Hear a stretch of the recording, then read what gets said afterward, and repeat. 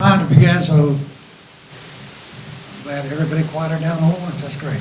My name is Murv, McDowell, and it's my pleasure on behalf of Mayor Donna Costello and the town of Farmington to welcome those from the NFL, sponsors, Allstate Insurance, ESPN, and all friends and neighbors, and relatives and friends of Farmington and Sam Huff. I'd also like to recognize a very special person, Grace Kelly, the wife of the late Ray Kelly, for whom the adjacent football field is named, along with her daughters, Marcia and Carolyn.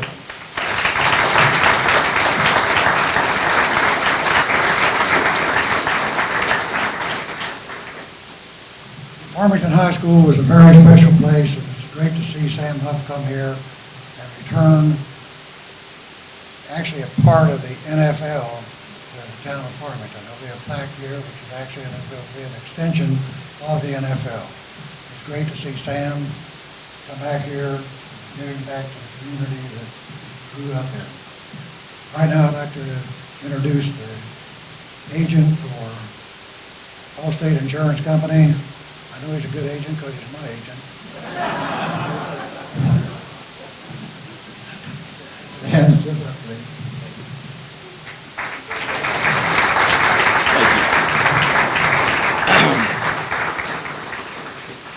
I am extra thrilled to be here today for two reasons, obviously. First, for Allstate, the company that represent coming back and giving back to our community, and of course my childhood hero, Sam Huff, who we're honoring. The gift that he is giving today, that we're giving to Mr. Huff, is really a gift for Farmington. I mean, he's going to receive it in one turn and give it right back to the town. It's going to be on display here forever, which is really something that everybody should be proud of here. At Allstate, we started this program last year and put 4 people into the Hometown Hall of Fame program. Howie Long, Joe Namath, Barry Sanders, Walter Payton. And I was obviously thrilled when I heard that Sam Huff would be coming here as my home county and being inducted here, the Hometown Hero program. At Allstate, we feel that our customers are our heroes, and we take care of them, as Mr. McDowell can attest to, and did very fine for me, thank you. And we always do that, and we're very proud of this program. People everywhere and across this country will be from this program in the future. I know the folks here told me they're going to Louisville and do Paul Horning later this week, so agents there will do the protest. It's been the same way as I am, so we're very proud of that and what it does for the community. We've got to put back into the community. Also, I want to recognize some folks here that came to see Mr. Huff. The members of the 1954 WU Sugar Bowl team that made some special trips, so please stand up and be recognized.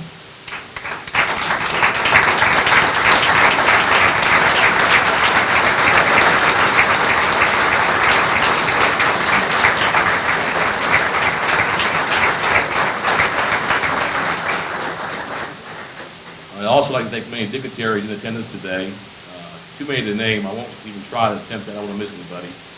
But know that you are appreciated for coming out for us. And the turnout here, I talked to the folks. I spent the afternoon with the folks put this program on, and they're just amazed at the turnout. So, I mean, Farmington always turns out, and Washington always turns out also. So I'm very proud of that. Give yourself a big hand, please.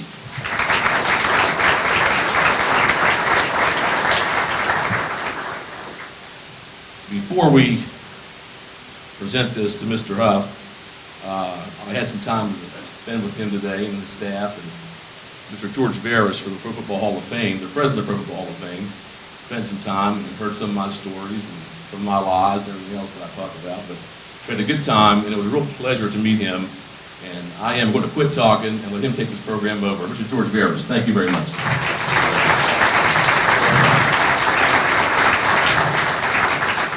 Well, thank you very much, and it's really an honor and privilege for us at the Pro Football Hall of Fame to be able to be here in Farmington. I want to thank the entire community, Donna, the mayor, and everybody else for putting this event together.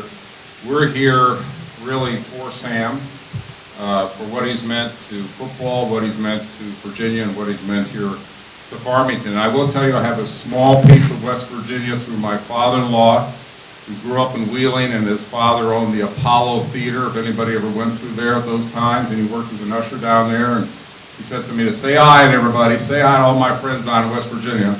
So a greeting from my father-in-law, Jim Gallus, at the same time. And with that, we come back on these journeys to the hometown, and it really is very, very special. You mentioned we did 4 of them. We've actually increased it up to 10. We're doing 90 the next 3 years. It's really great that Sam is one of the early ones. We were last week in San Diego with Marcus Allen, and the warmth and reception, the appreciation that people have for the hard work these Hall of Famers did, the notoriety that they brought their cities and towns, and the pride that they always speak with their cities and towns about. And having spent time today with Sam and hearing his memories of his father working in the coal mines and how he fought to get out, just brings back all those wonderful memories, which today you will see Sam talk about. But more importantly, for the rest of history, you will have this plaque, in effect, be a piece of history for you, a piece of the Pro Football Hall of Fame. Farmington now becomes an extension of Canton, Ohio with this presentation. So we couldn't be prouder. We thank you for your coming out tonight. Looking forward to meeting you after the ceremonies, and hope you enjoy hearing from Sam and seeing the plaque later. Thank you very much.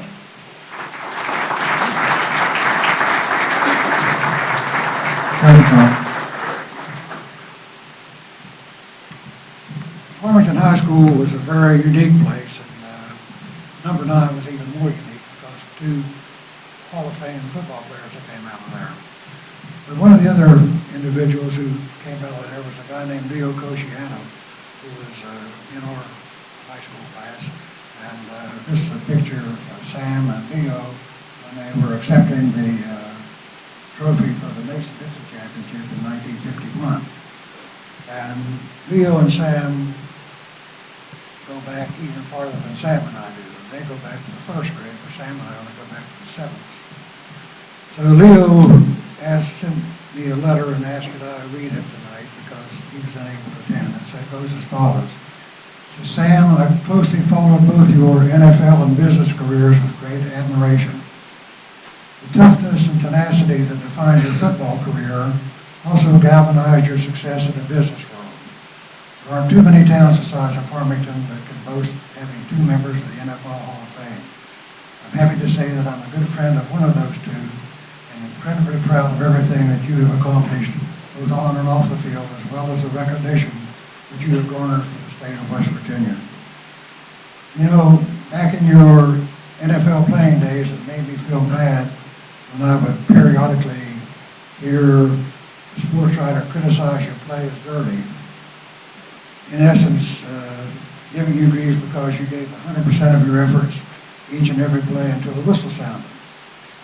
That level of effort is what made you the greatest linebacker in the history of the NFL and a Hall of Famer, not only in football, but in life.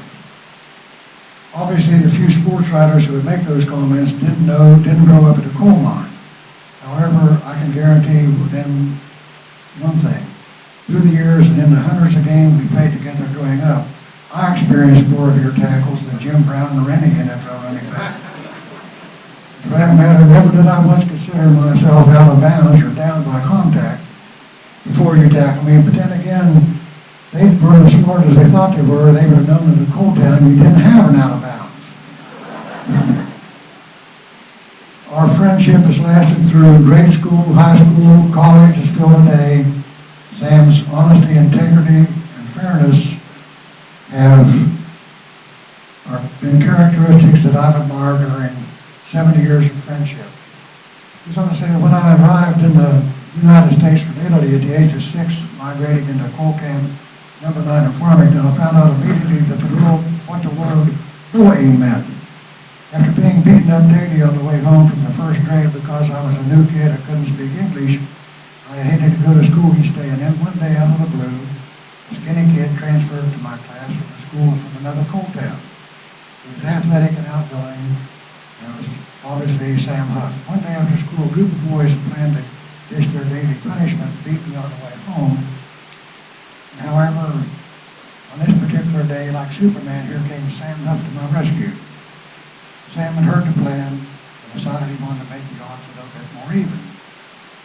That day was the beginning of our lifelong friendship. We became like brothers. Sam would fight 1, 2, or more boys at the same time. He would never give up, no matter what the numbers were. And through his actions, the boys quickly found that Sam would be my back, cover my back, and coincidentally, my butt whipping ceased immediately. When Sam moved into the radio booth of the Redskins to play with the Eagles in Philadelphia each year, I beat him and renew old times. One morning when we were having breakfast at the Marriott, Sonny Jurgensen came in and asked me if all the stories that he'd heard through the years about Sam and his Farmington upbringing were true. Sonny, I said, not only were they true, but I could tell you a few dozen more. Sam, I'll always love you as a person and a friend. You've done everything that you've achieved in life. You've never changed, being the Sam Huff that we knew growing up. Godspeed and continued success for you.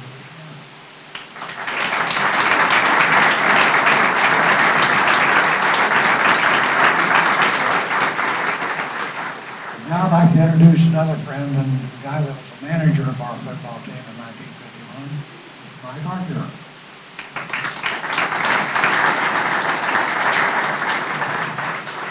Of course, you know, in a town like Farmington, you know people all your life. You don't know how long it's been. It's just been forever. But where I got to know Sam real well was right out here on this field where we had a little baseball team in Farmington, and there was one in number 9. And we used to go at it pretty good. And we'd play them in Dinkville. We must have played 5 or 6 games a summer in the summers of 46, 47, and 48. Now, Sam's football career got started in the fall of 1949. And he was only 14 as a sophomore. So Sam was an unusual athlete. When you get a guy that's 16 starting his senior year, you know that he's got a lot of better days ahead of him. And that's exactly what happened. Sam came into his own his junior year when he came back after having his tonsils out in the summer. He was 5'9", 145 when he was a sophomore. He came back his junior year, he was about 5'11" and about 170. And he was tough. He began to dominate the line of scrimmage on both sides. And I never forget the 7th game of the season, we played Reedsville right out here. And there was coaches from WVU there, and he lived in their backfield. I mean, it was really something to see, the hits that he put on the quarterback. One time he hit the quarterback, knocked the ball loose, picked it up, ran for a touchdown. We had a very good year. But the next year was something else to behold. And that is, we lost 12 lettermen and 8 starters, but there was a lot of guys on the team that never really got a chance to play before. So they didn't really know how good they were, and we didn't either. But Sam Huff and Leo Kosciana, first day of practice, said they picked us 4th in the league. We won the league 2 years in a row. We're not going to lose. And they talked that every day, and we went undefeated that year and won the league for the 3rd straight time, that jacket right there. So that's the kind of football team they had. And sure enough, Sam played in the North-South game, and 2 weeks later, he was in West Virginia's camp at Jackson's Mill. I saw him over Labor Day when he was home. I said, Sam, how's camp going? He said, you know what? It's going good. I said, well, you know, now understand, freshmen, they didn't have a freshman vote. Freshmen were eligible because it was right during the Korean War. I said, if you could make the traveling squad, that would be great. He said, are you kidding me? He said, my goal is to start the first game. I said to myself, you know, he's 17 at this point in West Virginia. He started the first game. And those gentlemen that I met, I knew from other times that I met him, was on the team, and they went 7-2 that year. And they proceeded over 4 years to go 30-7 and go to the Sugar Bowl. And of course, Sam made 3 All-Americans, teams. He made look because he was at Ed Sullivan's show in New York City. And he played pro baseball. A lot of people didn't know that. In the summer of '56, Sam played for the Indians minor league team in Reading, Pennsylvania, but had to leave after 3 weeks because he was in the college all-star game against Cleveland Browns, against Frank Gadsky. Well, he flew from Chicago to Burlington, Vermont, to the Giant camp and started the 4th game against Cleveland. And Frank was the center, and Sam was the middle linebacker, and they grew up 6 or 7 houses apart. Is that something or what? So Sam made the Pro Bowl 4 times and was MVP in 1961. Well, I know I've been too long already, George, so at this point, I'm going to introduce my good friend, Sam Huff.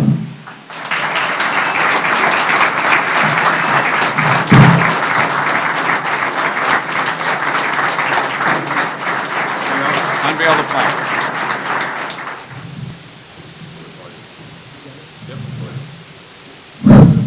I don't know what to say. Hell, this is more people than come out to vote for me when I ran for the United States Congress.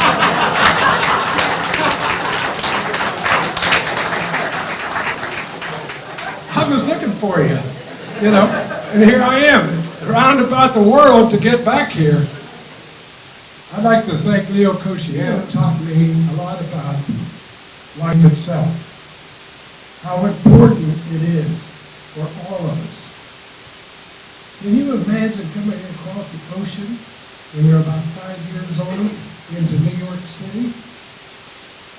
The place not very friendly, and they call him a wop. He's no wop. He's my friend. Leo, come up here with me. Where'd he go? He's gone? He's in Philadelphia, okay. I'll have to rescue him again. No, we spent all of our educated life together. And, he taught me a lot about azaleas, and I taught him a lot about coal mining in West Virginia, out of number 9, where my dad worked in the coal mine. And a lot of other people here tonight worked in the coal mine. It's a tough life. And my special friend over there, second baseman on the baseball team, Mike Arcure, and I was the catcher, and I throw it back to him. I said, I hope he didn't fumble it. He made most of the catches and tagged out people from Reesville. You know where Reesville is, right? They never could play very well in Reesville. You can tell the guys from the Hall of Fame, right? It's a very, very special place. And believe it or not, you look at them, they look like they just walked in from outside. But that's the way it is in the Hall of Fame. You walk in that Hall of Fame out in Canton, Ohio, it's a very, very special place. A place you never dreamed that you'll be able to make it. Thank goodness for a guy from number 9 that maybe you all have heard of. He was my hero when I was a youngster. Number 9. His name was Frank Gunnar Gadsky.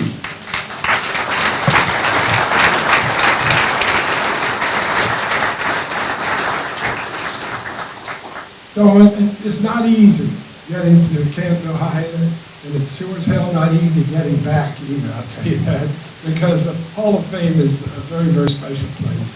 And I appreciate everybody in this room that made it possible for people to be successful. In the business world, where John Manchin and the Manchin family, and Joe Manchin's now a good politician. He doesn't know how bad I was coming from Farmington, I'll tell you. So he's picked up a lot of slack. I hope he's here tonight. Is Joe here? He's out shaking everybody's hand saying, vote for me, I can tell you that. But it's so wonderful to be a part of this plaque. Can you imagine how few there are in one building? And it's in Canton, Ohio. I hope you go there. I went there this past year, And it's a very, very special place. And they have a golf course out there. Sort of like our football field, you know. They don't want to spend too much money on the golf because it's a football stadium and all this. But it's a very, very special place. And if you have a chance, anytime, go there and see for yourself what it is, because it is very special and the people are very special. And you all heard of a guy that played with Green Bay Packers. His name was Jim Taylor. You remember a guy named Jim Taylor and Paul Horning? And I had to play against him. Okay? And I tried to kill Jim Taylor. And he tried to kill me. I mean, he tried to run over me in New York. And I decked him. And I kind of felt a little sorry for him. I helped him up. And then he was swearing at me, so I dropped him. That's the way it is in West Virginia. They don't take anything like that. You can't call your mother names.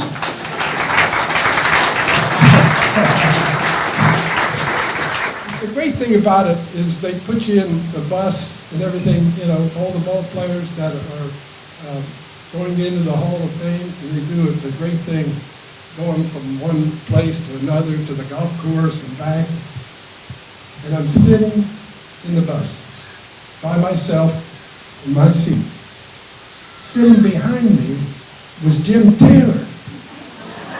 And I said, what the hell's going on here? You know, true story. I said, how'd you get that seat? How'd you get yours? I knew then we had a problem, okay? But at the end of the day, we shook hands. And that's kind of where we are today. You know, you come from this little town, and everybody thinks it's a lousy place to come because they tore down our school, doesn't exist anymore. And I hope they never do anything with this football field, because that's what made us all. Even the most brilliant person I've ever met called Murv McDowell. Okay? He couldn't remember the plays, but he could remember everything else. I am so proud of each and every one of you all. And I have my relatives here. I have my daughter here, my daughter Kathy. Kathy, would you please stand? Please.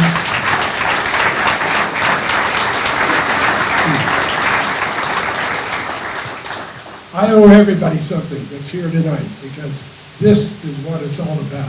Okay?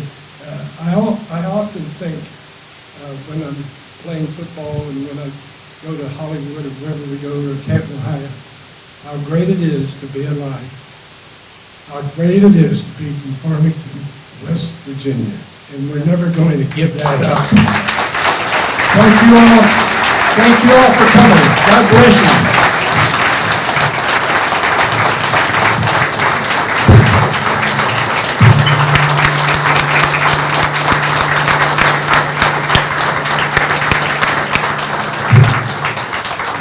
Thank you. Have a seat a second. And Sam, you mentioned family members, and I was remiss before.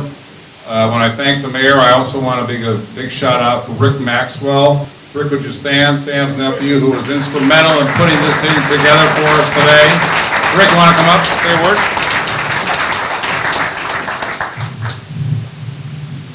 I'm sure glad everybody showed up. I was afraid we wasn't going to get anyone here. No, really. We've worked very hard at this. Donna and I and Linda down at the mayor's office, we put a lot of hours into this, and it shows up. Everybody showed up, and thank you. Uncle Sam, very proud of you. Well, thank you. Thank you.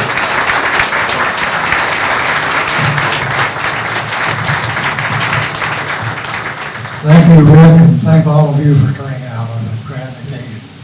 I've been to Super Bowls, I have been to New York, I've been around the world, I've even been in Vietnam. This is the greatest crowd I have ever seen, I've ever been around. My heart aches from happiness. I bet it's been a long time since since you've seen a lot of these people from here? How far do you go back with some of these people who you just encountered today? I go back in the 1940s with a lot of these people. A lot of them went to Farmington High School. A lot of them went to Fairmont State College.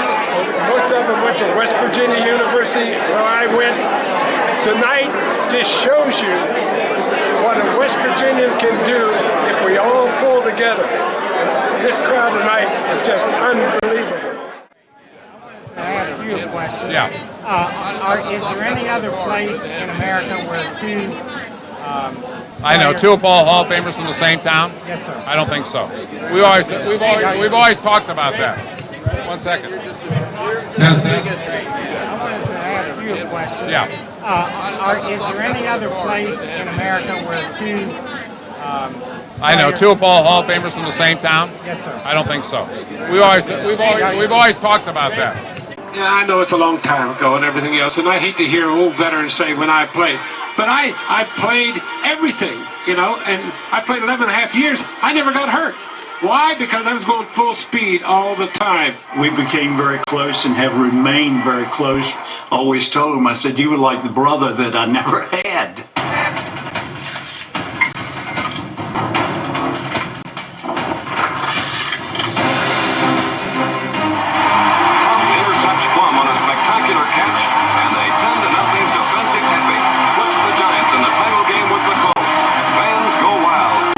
Every play was full bore with him. Every play he went full out. Sam Huff was a coal miner's son from West Virginia. He was drafted by New York in 1956 as a defensive lineman. But when assistant coach Tom Landry installed the revolutionary 4-3 defense, he made Huff its anchor at middle linebacker. As long as I played football, I always played from what you call a three-point stance. You're always down, and you always saw one person. And all of a sudden, Tom Landry says, why don't you try middle linebacker? And I'm standing up. Now I can see everything. It was such a beautiful thing for me. It was like I was born to play it. Quarterbacks find Red Doggin Sam Huff the toughest in the league. Huff knifes through and forces Lou Carpenter to fumble. And here comes the ball carrier, all by himself. He's got to try to beat you. Good luck.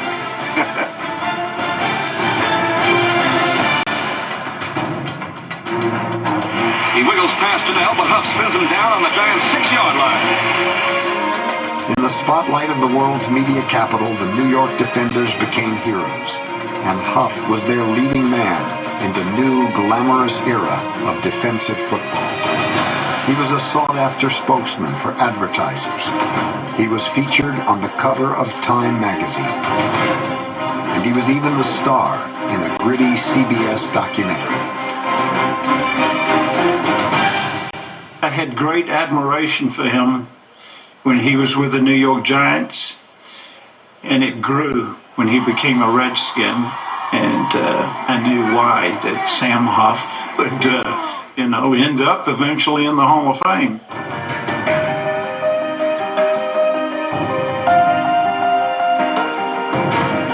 He had a unique style of tackling.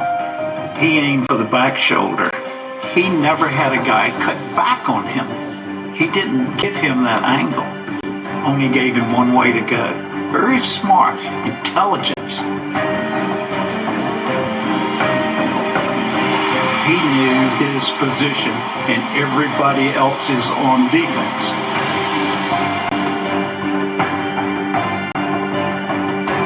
Believe me, he deserves to be in the top 100. Contains some of the finest football talent of the 50s. Quarterback Fred Wyant led the charge in some of the strongest backfields in West Virginia history. They operated behind a virtual brick wall of protection, featuring stars Bob Orders, Gene Lamone, Chuck Hallett, Bruce Bosley, and Sam Huff. Huff, number 75, played the game with a pure intensity and a simple philosophy. Whether on offense or defense, the object was the same. Just beat the man in front of you. he was an individual that would never say, oh, I can't do this or I can't do that. He could do everything. Rosie Greer in those days was probably the biggest defensive lineman. And Sam Huff handled him like he was a little puppy dog. Sam, you can depend on him. You can say that he's going to be there all the way through. You know, he's going to do his job. He was an outstanding gentleman, and when he got out there on the football field, he was all football. I'd just like to take this opportunity to thank everybody for showing up tonight and to thank you so very, very much for recognizing the coal miners. I am the son of a coal miner. My dad worked in the coal mines all of his life, and he supported a family and raised a family, educated a family, okay? You couldn't ask for any more than that. But he would come home, we had no running water in the house, we had no electricity, and the heating stove that we had was taken off the coal cars at number 9. So I'm very appreciative of what my dad and the sacrifices that he made as a miner, and my brother Donald as a miner. My whole family worked in the mines. So I understand how difficult their job was. Yes, I went on to college, West Virginia University and Farmington High School, and all the way to New York and Washington, D.C. I've been very successful in the business world, in the athletic world, but my heart is still with the miners, the people that have given their life. No, they're not military. No, they're not policemen. No, they're not firefighters, but they've given their life to this country. And going down in that coal mines and working like my dad, my brothers, all of my relatives have done. I'd just like to recognize them and for the job that they have done, for the sacrifice that they have made to this great state and this great country that we all live in. Thank you and good night.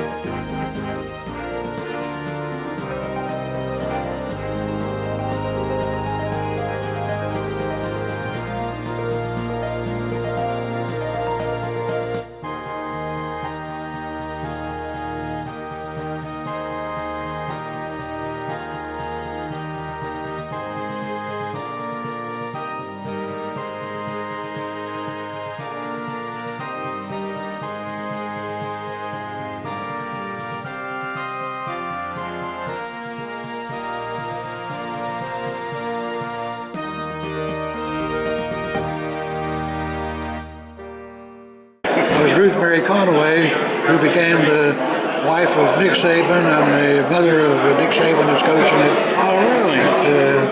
Alabama right now. And then this was Sam and Leo Kosciana receiving the Mason-Dixon Championship Trophy in 1951 from Warney Gump, who was the principal of at Berryville and was president of the Mason-Dixon Conference. Oh, yeah. All right. Tell me who the players were, if you can remember. Who the players were? Yeah. Okay, yeah. This was Carl Gus, Sam Huff, Don Poundstone, Junior Craig, Murv McDowell, Steve Priester, Leo Kosciana, Jimmy Antelope, Harry Sopach. He played basketball for Fairmont State, Scotland. Jack McIntyre, and Jack Sheener. Wow. What year was this? This was 1951. Sam got a scholarship to WVU in 51. Junior Craig got a scholarship, football scholarship to WVU in 52. Steve Priester got a football scholarship to WVU in 53. And one of the backup quarterbacks, Matt Menas, got a football scholarship in the following year. So on that 51 team, there were 4 guys that got scholarships to WVU in a consecutive year. This was Leo Kosciano. He and Sam were the 2 closest friends in the world. Sam was first team All-State, and Leo was second team All-State in our senior year. Is that right?